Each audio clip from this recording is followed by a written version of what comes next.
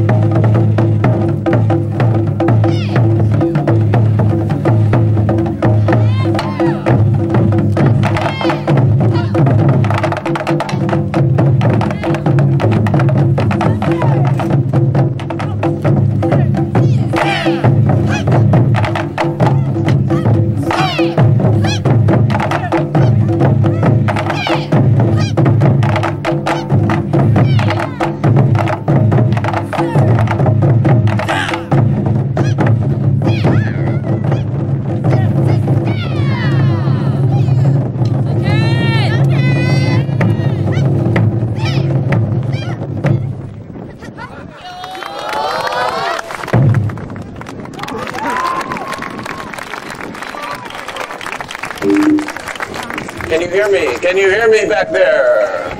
Can you hear me? Manzanar Pilgrimage! Give yourselves a hand! 40 years, everybody. It's amazing. It's absolutely amazing. Thank you all for coming. We've got a great pilgrimage for you today. Afterward, Manzanar at dusk. And look around you. See the younger faces. See the diversity of the crowd. We're very glad you're here. We have internees in the front few rows. You'll see them scattered throughout the crowd. You'll see internees from other camps. You'll see internees from this camp. You'll see a guy with a camera running around. Where's Archie? There, oh, that guy, yeah. Archie Miyatake, one of the most famous names in the Manzanar story. You may have heard about the Manzanar fishermen featured in yesterday's Los Angeles Times. In the hard copy version, Go newspaper. I happen to work down there, and I can tell you how bad it is, but we keep looking forward. There is no bailout for us. But the Manzanar fisherman who went way up there, guys, to the top of that mountain by himself, up that canyon you can see, miles and miles for weeks at a time. Why? He just wanted to get away. He wanted to taste freedom. We return today in great freedom. The community is successful. We're all here of our own volition. And we have a Japanese-American superintendent. Isn't that amazing? I'm going to stall up here just a little bit because people are still coming. Last year we had some 1,300, I'm sorry. 13,000 will be probably coming in the future. 1,300, and this year the National Park Service is estimating perhaps another 25%. So line up at the restrooms now. And later on I went to school with his son. My mom and dad were here. We're in the kilt on a windy day. So last year we had 1,300 people. There have been poets and politicians, and most importantly, regular, ordinary citizens who have come back. We have representatives from other countries, from other ethnic groups, from other religions, and we invite them all to return in the future. And in the future, guys, let your friends and family and anybody who may have an interest in the history, and maybe more importantly, those who have no interest, no knowledge of the history, to come here. Who is here from Belmont High in Los Angeles? Is Belmont High in Los Angeles here? Yay! All right. I'm going to shout out just a few schools because we have a lot of schools here. King Middle School, shout it out. Virgil Junior High. The School of Visual Arts and Humanities, Pasadena City College, Los Angeles City College, UCLA, go blue. Football team's looking better, basketball, I don't know. Cal Berkeley, UC San Diego, San Francisco State, and our friends from the Asian American Drug Abuse Program known as ADAP.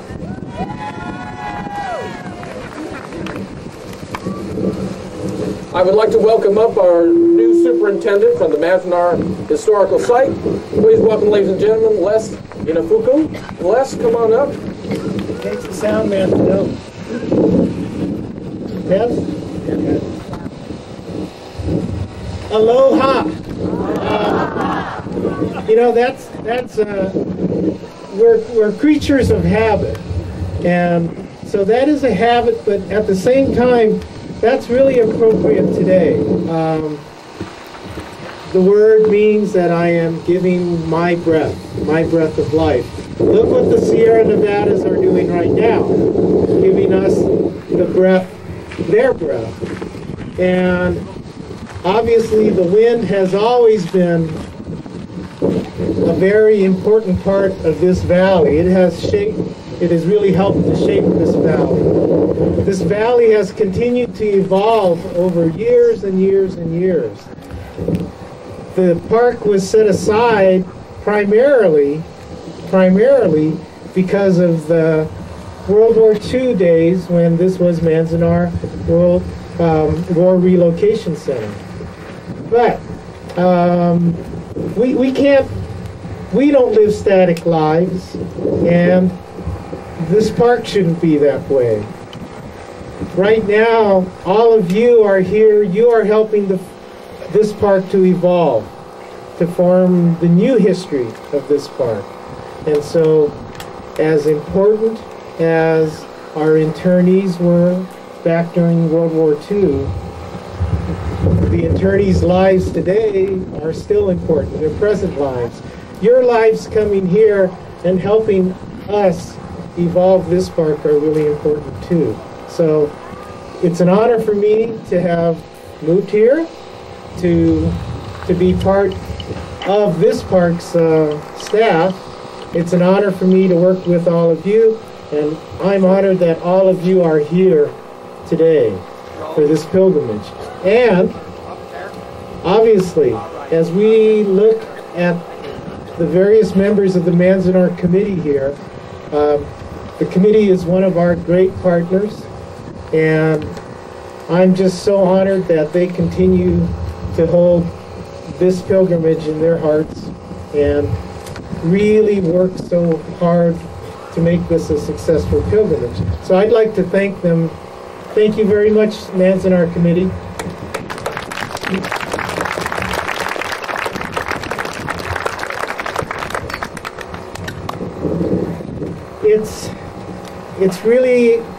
It's really great to be here. There's so much I want to say, but just so that Daryl doesn't have to use a hook and yank me off for being a windbag on a windy day, I'm going to leave. But please do visit your parks. Make your parks a part of your life. Not only the national parks, but every type of park. Wouldn't it be nice if we had park to park to park to park to park?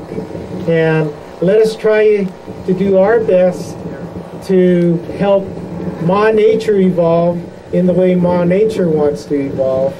Let us not ruin this world for Ma Nature. Okay? So thank you. Thank you, Les. 皆さんこんにちは。Good evening, good afternoon.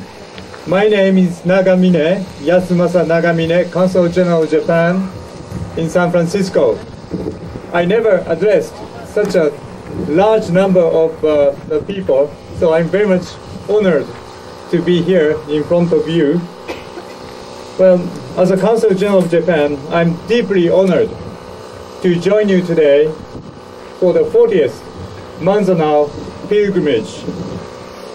This is my first visit to this part of California, taking part in the Manzanar Pilgrimage.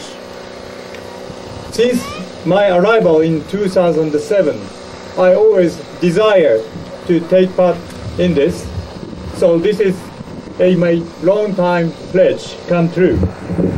This morning, thanks to Les and Alisa, the park service people, we made a tour with the participants from San Francisco, the Japanese Chamber of Commerce of Northern California members, who are sitting over there.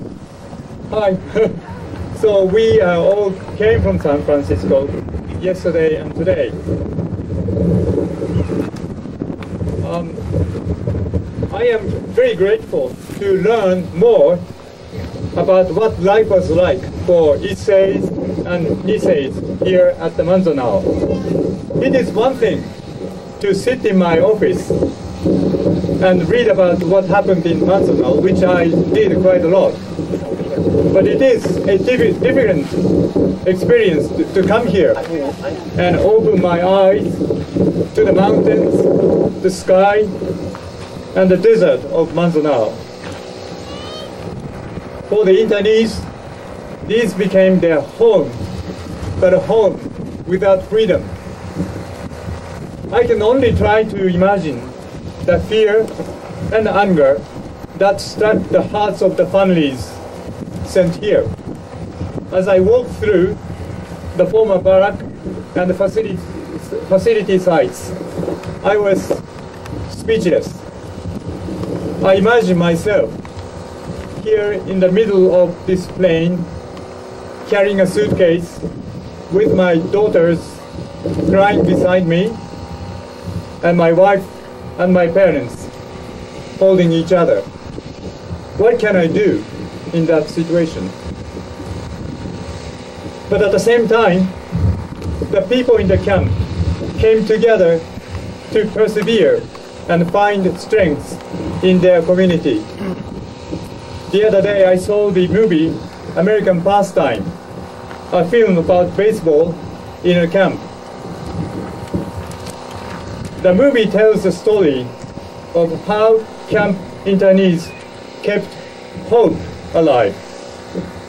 These people were in extreme distress, but they never gave up. In the end, honor and dignity overcame loss and hardship. And today, we are here together, and I'm pleased to say that the United States and Japan have the strongest alliance in the world.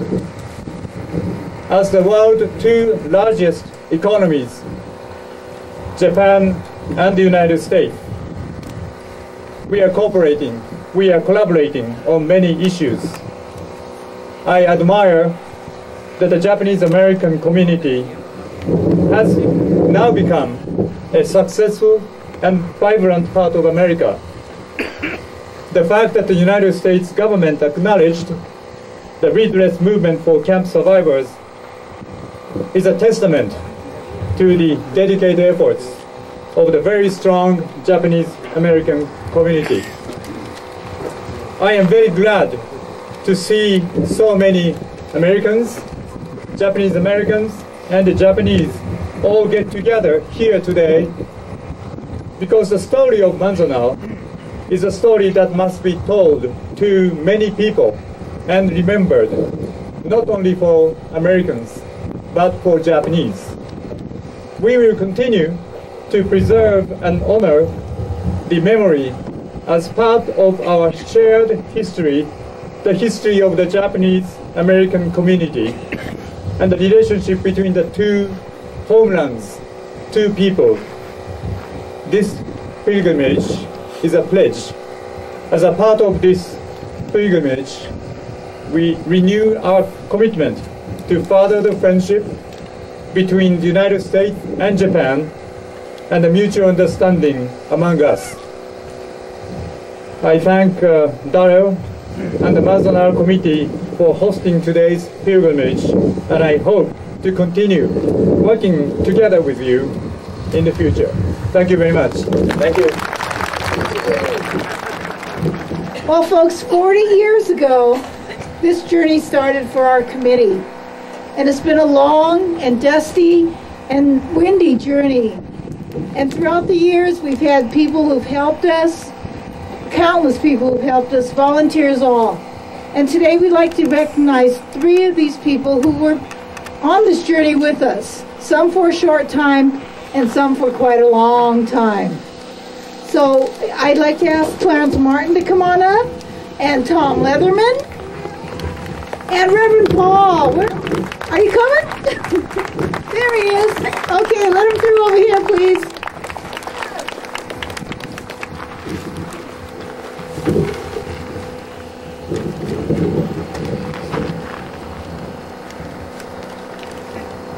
This is a surprise for him, so he wasn't prepared. Come on up, Reverend Paul.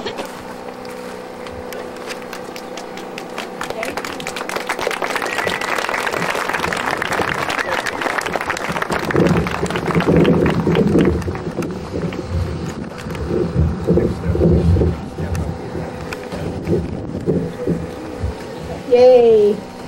Well, folks, the first one is going to Clarence Martin for the Department of Water and Power. A grateful appreciation for their continued support of the Manzanar Committee and its annual pilgrimage, the struggle for civil rights, and the preservation of the Manzanar National Historic Site. Thank you so much.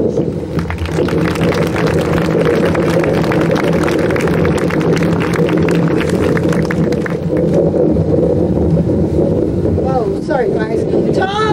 Tom Leatherman, National Historic Site Superintendent from October 2005 to August 2008, in sincere and grateful appreciation for his support of the Manzanar Committee, its mission, and the continuing struggle for civil rights through the preservation of Japanese American confinement sites. Thank you, Tom, and welcome home.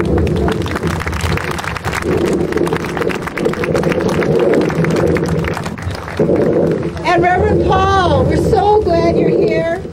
Reverend Paul has been with the committee since the early days and worked so hard with Sue Embrey. And this is going to Reverend Paul Nakamura for his contributions, leadership, spiritual guidance, and demonstrated commitment to democracy, civil rights, and equality. A true man of valor dedicated to remembering the lessons of the past to ensure that they never will be repeated. Thank you so much, Reverend Paul.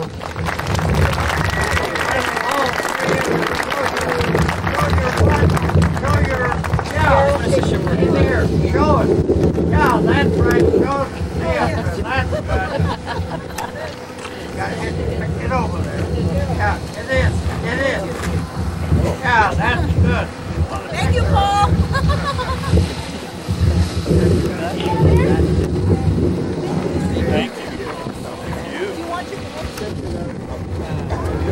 Yeah, I'm good. Okay. Thanks so much. And really all of the internees for all your hard work and dedication and really sacrifice, to spend time to come here and organize in between. And my mother and her family were at Block 9 here at Manzanar, and these pilgrimages were a special time to see old friends, to remember, and also in their own way to really heal. And so it's very special. And I actually want to also appreciate the Manzanar Committee for giving the Friends of Manzanar this opportunity to just give you a quick update on our work. And because there is so much work to do, we're really collaborating between the Friends of Manzanar and the Manzanar Committee. And what the Friends have done is that we actually support the Park Service. We've done help on the guard tower and on the revegetation right behind the auditorium for the historic gardens, the Taniguchi photo collection. And now we are really embarking on a major campaign to get the whole demonstration block 14, done. And really, when the Friends looked at it a couple years ago, we said, that's a pipe dream, but we should dream and we should hope. And now here we are today. How many of you got to go to the mess hall and see the mess hall? It's renovated.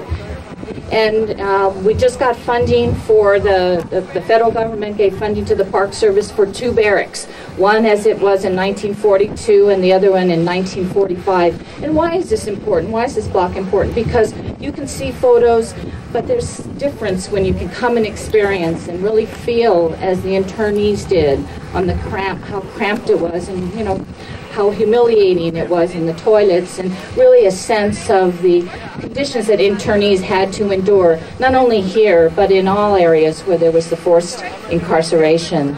And so the Park Service needs our help to get more of the buildings funded. The latrine, the dreadful latrine, both the women and the men's toilets, the laundry room, the ironing room, and all the interpretive materials, because these facilities are only as good as they are connected to the stories. So many of you, your stories of the internees. And lastly, we want to also ask all of you to please join with us. Time is short. Internees are passing the lessons that we thought people learned. The lessons we really thought people learned, they're fading. And they're being forgotten, especially in the aftermath of 9/11.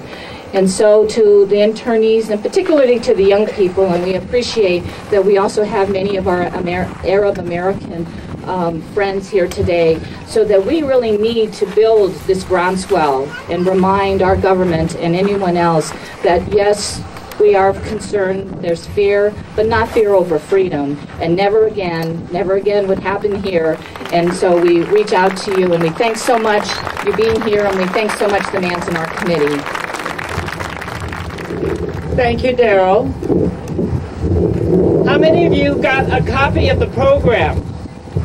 They're available for everyone. I just happened to be skimming through the program, and I see that I'm going to make this presentation. I'm going to also have Sue's grandchildren join me in making this presentation, but I would just like to say a few words.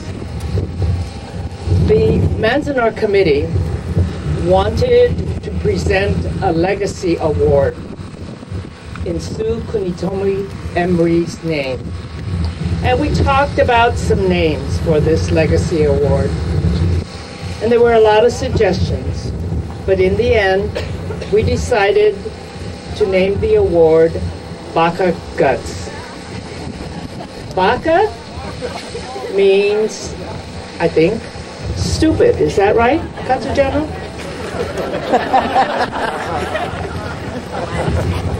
Guts, you all know what that means. You know, Sue, in her lifetime, as a champion for civil rights, fighting injustice, working to establish Manzanar as a National Historic Site. You know, Japanese people sometimes, when you are fighting, some people think that you're embarrassing us. And that they had a saying that if you are a nail that sticks up from a plank, then the community will hammer you down. Well, nothing stops Sue. This is a very fitting tribute to her and a way for us to honor those who have supported her and the committee's work. The first year honoree was a unanimous choice. But I'm going to get to him in a minute. I come empty-handed, and I don't have an award. I had ordered one months ago, and when it finally arrived, and I opened it up, it said Prudential Insurance. So I sent it back. But can you imagine at the Prudential event, they're going to open it up and it's going to say Baka Guts? Anyway. Our first honoree is someone who is very, very special to Sue and definitely special to the committee. He has been trying to retire, but, you know, we just can't let him go. Tak Yamamoto. Everyone, please give a hand and have him come up. Tak has been Sue's best friend. He has been the person that makes certain that the pilgrimage details, bus, truck, water, you name it, got taken care of. And he and his friends, his wonderful friends, have been the stalwart support in mounting the Manzanar Pilgrimage. And I think that, Monica, did you want to say a few words before we make this presentation? Just that this is from our grandmother. This is something that she really wanted you to have. いつもありがとうございました。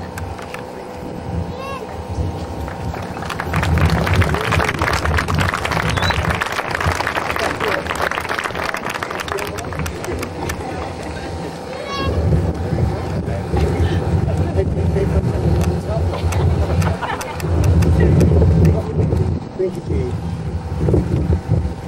I don't know about this hat off. How is it going to work? I think I'll get sunburned. Anyway, I wanted to thank the Manzanar Committee for selecting me to be the first recipient of the Baka Guts Award. And I got a t-shirt to prove it. So, anyway, it wasn't really a challenge to stay on. When Sue was here, it was like, hey, whatever you need, Sue, I can do it. And she was very generous with her support and had a generous love of everything around. So I didn't have any problem with that. I thought that was great. And so I stayed on as long as I could. And I was feeling like there's a lot more people coming in now and they don't really need me here, actually. Because now if you see the committee's gotten much larger and there are a lot more people selling merchandise. So they're out there doing all these things. And I remember when these two first came, they're from Chicago, you'd never guess it. But they were like this tall, you know, it's been a few years and he's gotten huge. He's bigger than his dad. You know? Monica didn't get any bigger, though. You know, I don't know what happened. But anyway, I want to say thanks to the committee for selecting me for this award.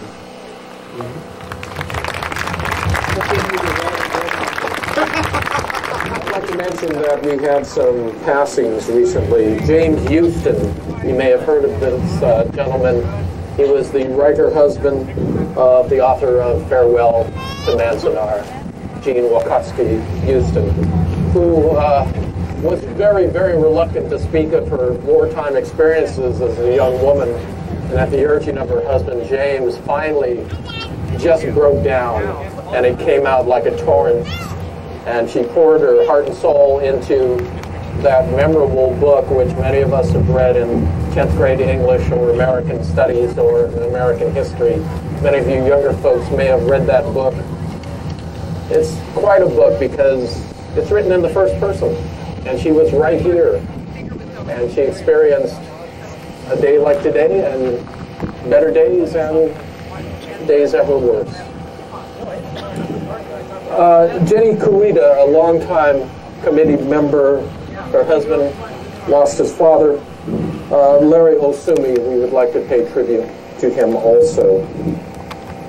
On a happier note, we have a very interesting man here that we met in the parking lot of the Dow Villa, and he was the very first baby born here in Manzanar.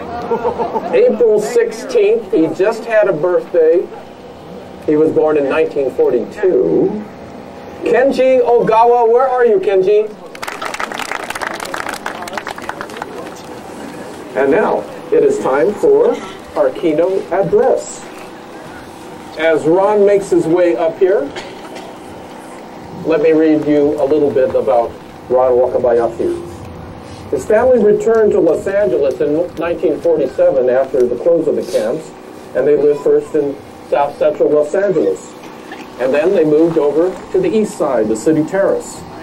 He attended Los Angeles schools, Marangeles. He was the JACL National Youth Director when the first pilgrimage occurred. He is an OG, guys. He was founder and director of the Asian American Drug Abuse Program, a program that was most certainly needed during those rough times from the late 60s into the early 70s. I have heard many times from friends that there was one time in the early 70s when the drug abuse problem was so bad, and he returned to Los Angeles and served as the Vice President of Community Problem Solving at United Way, and then became the Executive Director of the LA City Human Relations Commission, and then moved to the directorship of the LA County 99. He became the Regional Director for the U.S. Department of Justice Community Relations Service, which provides conflict and national origin. Ladies and gentlemen, Ron Wakabayashi, please give him a warm welcome. The initial thing I need to do is to give just great thanks to the Manzanar Committee.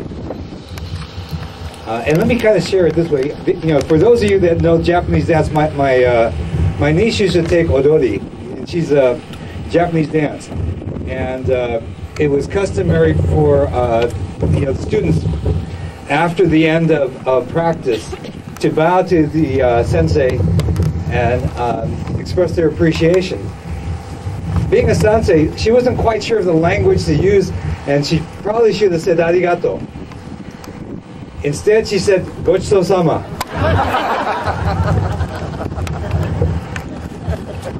I think the point of that is, like, for me, like, it's one of those days for your community. On 9/11, I got a call from my son because he was in Miami going to school, and he says, "Dad, turn on TV." And I saw the second plane hit, and I went onto the internet to see what was going on. And then, I saw an early thing that said the Japanese Red Army, who had been exiled from Japan, took responsibility for it. And my first reaction was, oh no, here we go again. As it turned out, it wasn't the Japanese Red Army, but my very first call that day was to a colleague of Hassan, Salam al-Mariyati. I said, Salam, this does not bode well. And I thought, and I watched the reaction from American leaders afterwards. And I thought, you know what, the work we did in redress really contributed. There were voices out of major leadership in this country for the country not to scapegoat and not to mistreat and not to stereotype. And to the extent that that took place, you know, was a value. And I thought it was a contribution. Redress was a contribution. The camps are not going to happen again. And I believe that, you know, right after 9/11. Unfortunately, since then, I'm not so sure anymore. You know, I don't want it to happen, but I'm not so sure anymore. And I know that there's another set of camps being put together in Texas for another group of people because they're concerned about the failed state in Mexico and what would happen if we have an outpouring of Mexican citizens trying to escape narco violence in Mexico. So what we do here, on one hand, is kind of a celebration of the story of Japanese Americans, of thousands and thousands of spam musubis that got us to this place. But we're also concerned about where we go from here, that's the legacy that we have inherited from the work of the Nisei. And for the Nisei, if we think about that process, when we go back to the time of the first pilgrimage, you know, the voice of the Sanseis, and for the younger students here who are Yonseis and whatever numbers we're using these days, you know, our view of the Niseis was that the Niseis were cowards. They didn't stand up. You know, they went docilely to camps. That's the view that we had. And if you listen to the commission hearings, that was what was being said. You know, why did you go? Because we lived through a lens of the civil rights movement and the anti-war movement, and thought, Niseis, why didn't you stand up? Why didn't you resist? But as the commission took place and we heard the stories of what the circumstances Niseis faced, and the responses ranging from the no-no boys, including my brothers, who said, no, we're not going to go, to the 442nd, and I've read the email letters that said, we're going to have to demonstrate our loyalty. And I saw a series of these email letters from a dear friend, you know, who received letters from her boyfriend in the 442nd until they stopped. And then there was a series of letters from his friends that said he cared about you. He really cared about you. And one from her father that tried to console her as well. Yeah, that's more than the musubi. But those sacrifices took place. And then the end of that was the Sansei voices, by the end of the commission, start saying, you know what? We appreciate the sacrifice that the Nisei made. And the $20,000 that we got in the bill, that was good. And let me do a quick aside. You know, I used to go around asking people, what are you doing with the $20,000? And my best story on this, I was at Sumitomo Bank, and they don't call it that anymore. But the day, you know, a batch of the checks arrived, and there were a bunch of Nisei women who were standing there in the bank, and the bank manager said, hey, Ron's here, he's from JCL, he was part of that. And they all started coming over and telling me stories about their checks. They were going to pay for their grandchildren's college, they were going to buy cars, they were going to go on trips. But one lady told me, I'm going to buy teeth. And I said, that was the best one. The money did some good things. But you know what it did most of all for me is that, you know, for all of us and for all of you who have children, you know, the most important thing to you is the respect and affection of your children. We had a generation, the Sanseis, who could not respect the Sanseis because we did not have the lens to see that. So the prize for the Nisei going through that experience is really a restoration of having the respect and honor of your children and your children's generation, which is far more valuable than $20,000. That's the legacy that's been given to us, and one that, you know, like I'm going to carry over to the younger folks in this audience, that you have a responsibility to carry this forward, because we're not done yet. There's stuff going on in the border, there's stuff that Hassam is still handling. There are a lot of issues as we transform. So thank you, and my thanks to the Manzanar Committee おかげさまで。Kyodo Taiko time. Kyodo Taiko is the first intercollegiate taiko group, and their name actually means loud children.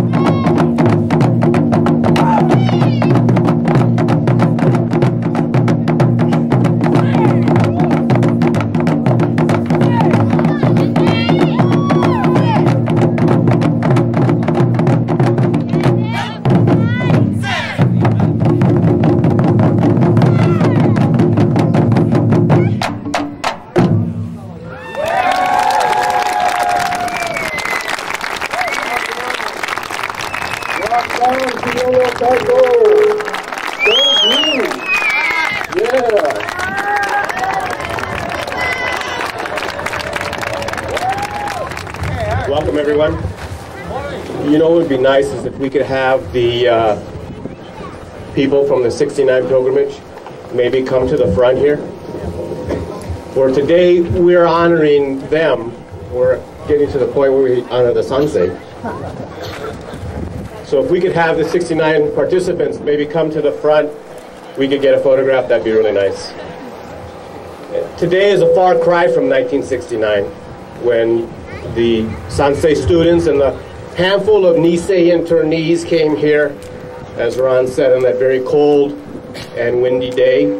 I heard one of them say that when they got here, they realized how much hatred there was, or how indifferent the government was in pursuit of their political objectives, that they could subject the community to such conditions, that the cold, the wind, and the brutal conditions that they experienced on that day made them understand what their parents and the community had endured. The 1969 pilgrimage broke the silence that had engulfed America and engulfed the Japanese American community for nearly 25 years. For 40 years, since 1969, we come. And some years we felt small. A few hundred people maybe, offering prayers, offering incense, and their voices, oftentimes lost in the howling wind. We came each year to honor the Issei and to honor the Nisei for what they had endured.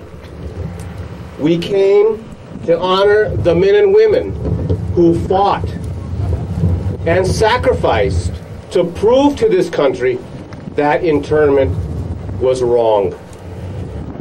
We honored the fighting men of the 442 who fought on the battlefields and gave oftentimes their ultimate sacrifice to defend the Constitution, while their families stayed behind, denied the basic civil rights that they fought so hard and valiantly to defend in Europe. We came to honor the draft resistors who stood up and sacrificed much in their own way to say it is not just, it is not right that I serve while my family and I are denied the basic constitutional rights that you ask me to defend. And we honor those that said no, no, for also giving up much in their pursuit of justice and their pursuit of equality. And we come each year, as the reverends, the Buddhist and Christian reverends came each year prior to the 1969 pilgrimage to honor those who actually died behind barbed wire. The pilgrimage was, and it continues to be, a place of redemption, a place of healing, and a place of renewal and to gather strength. It was and is about drawing lessons from our past, no matter how painful, to confront the issues of today. It was never about one demand or another. We didn't come here to protest or ask for one specific thing. We came here each year with one simple demand: never again. Yet not long ago, our government committed some of the very acts that this pilgrimage for 40 years demanded not happen. Innocent, hard-working, law-abiding people were rounded up, incarcerated, and denied basic civil and human rights. Gripped by fear, war hysteria, and racism, our Constitution and the Bill of Rights was distorted and misinterpreted to justify this incarceration, and we find out now to justify torture. And it seemed for a moment that the sacrifices of our community, of our families, of our fathers and mothers, sometimes sacrifices in blood to defend democracy, were in vain. And so for every year since 9/11, we come to this site with new faces, and we hear new prayers offered, and we hear another community speak the same words our grandparents and our fathers and mothers spoke. We are not enemy aliens. We are not traitors. We are not spies, and we are not terrorists. We come here precisely every year because we believed, as our president said in Grant Park, that America can change, that our union can be perfected. And this is why we gather here today. We gather here to pay our respects, to offer our prayers, and to continue to be a clarion call that such an injustice never happen again to anyone or any people. Thank you. Thank you, Colonel. Thank you very much, because you don't hear anymore that Issei men would sing. And 3 days later, she died. When I was a kid, there was a man working at a store across the street from our house, a Jewish man, and he had numbers on his forearm. And I never knew what they were. I never knew what they were. History leaves us too fast, kids. When you have a chance, talk to your folks, talk to your grandfolks, record it, save it, preserve it. And now for our traditional roll call of the camps with Monica and Michael Embrey. Please come up. Welcome.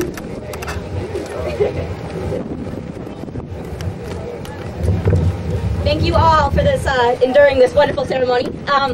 So now it's time for roll call. We're going to call the 10 camps, where they were, as well as their populations.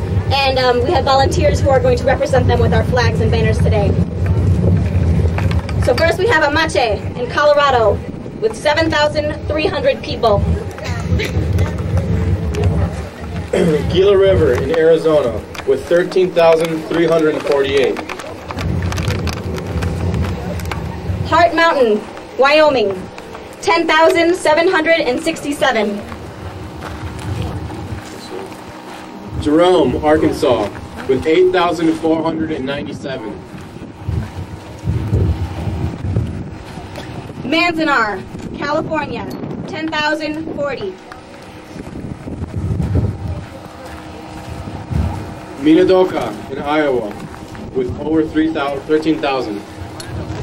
Idaho. Poston, Arizona, 17,000. Rower, Arkansas, 8,475. Topaz, Utah, 8,130. Tule Lake, California, with 18,700. Now we have 10 camps represented here, but there was another incarceration center in Texas called Crystal City, where 2,264 Japanese Latin Americans were incarcerated in the United States. We also have a campaign for justice here, with a table and a booth still seeking redress for this great injustice. These volunteers are now going to lead us into the ceremony, where we are going to have the spiritual ceremony. So please lead the way. Thank you.